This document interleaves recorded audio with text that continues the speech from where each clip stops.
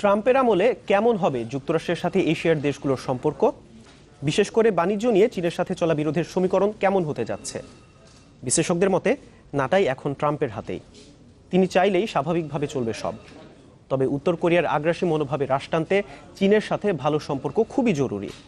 এছাড়া টিপিপি চুক্তি বাতিলে ট্রাম্পের ঘোষণা কার্যকরে লাভবান হবে বাংলাদেশ। যুক্তরাষ্ট্রে ক্ষমতার মসনদে পরিবর্তন আসলেও বদলায় না দেশটির বিদেশ নীতি। কিন্তু বিশ্ব রাজনীতির নিয়ন্ত্রণ এখন আর এককভাবে কারো হাতে নেই। তাই ট্রাম্প জামানায় কি হবে যুক্তরাষ্ট্রের পদক্ষেপ, কি করেই বা ব্যবসা বাণিজ্যে অপ্রতিরোধ্য গতিতে ছুটতে থাকা চীনকে টপকাবে, সেটি নিয়ে চলছে নানা বিশ্লেষণ। যদিও এরই মধ্যে চীনকে উদ্দেশ্য করে বেফাঁস বিভিন্ন মন্তব্য করেছেন Trump. We can't continue to allow China to rape our country, and that's what they're doing. আর বিশ্ব অর্থনৈতিক ফোরামে চীনা প্রেসিডেন্টের হুঁশিয়ারি, বাণিজ্য যুদ্ধে কেউ জিতবে না। এখনো বোঝা যাচ্ছে না কেমন হতে পারে চীন যুক্তরাষ্ট্র সম্পর্ক।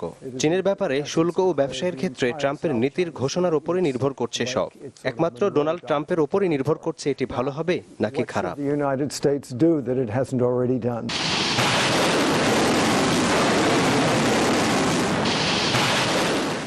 এই বিশ্লেষকের মতে উত্তর কোরিয়াকে বাগে আনতে যুক্তরাষ্ট্রের জন্য চীনের সাথে সম্পর্ক উন্নয়ন জরুরি। এছাড়া জাপান ও দক্ষিণ কোরিয়ার মতো পুরনো মিত্র তো রয়েছেই। উত্তর কোরিয়ার পরমাণু শক্তি বৃদ্ধি এশিয়ার জন্য বড় হুমকি। এজন্য জাপান, দক্ষিণ কোরিয়ার মতো চীনের সাথেও সম্পর্ক বাড়াতে হবে যুক্তরাষ্ট্রকে।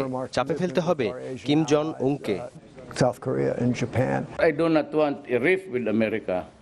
বেফাঁস মন্তব্যে বেশ পরিচিত হওয়া ফিলিপাইনের প্রেসিডেন্ট রদ্রিগো দুতার্তে রণে ভেঙে দিয়েছেন অনেক আগেই। ট্রাম্পের মন জয়ে তার ব্যবসায়িক অংশীদারকে বানিয়েছেন যুক্তরাষ্ট্রে ফিলিপাইনের বাণিজ্য বিষয়ক দূত।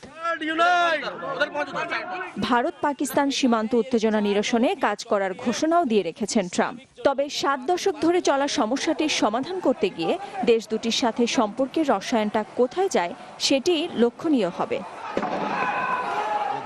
যুক্তরাষ্ট্রের বাজারে ভিয়েতনাম সহ 12টি দেশের জন্য শুল্কমুক্ত সুবিধা দেয়া ট্রান্স প্যাসিফিক চুক্তি বা টিপিপি বাতিল করার কথা বলেছেন নতুন মার্কিন প্রেসিডেন্ট। এটি কার্যকর হলে লাভবান হবে Bangladesh. All countries will respect us far more than they do under past administrations. Nadira Jahan, channel 24।